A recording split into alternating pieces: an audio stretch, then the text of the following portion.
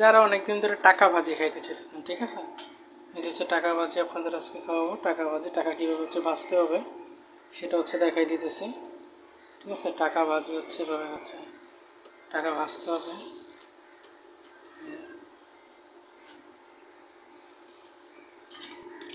এটা মচমচে হয়ে যাবে, ঠিক আছে। যে মচমচ করতেছে এটা, এটা একটা ভাজা হয়ে গেছে। আমরা এখন এই যে অবশ্যই কিন্তু বারবার উল্টে দিতে হবে, তা নাহলে কিন্তু টাকা ভাজি যে কোনো সময় পুড়ে যেতে পারে। আপনাদেরকে আজকে দেখাচ্ছি টাকা ভাজির রেসিপি, ঠিক আছে। এই যে টাকা ভাজি আমাদের হয়ে গেছে, এই যেটা কিন্তু আমাদের প্রায় হয়ে গেছে, ঠিক আছে। এটা ভালো করে মাথা রাখতে হবে যে কখন হয়ে যাচ্ছে না হয়ে যাচ্ছে না। এই যে আমাদের এটা হয়ে গেছে, ঠিক আছে।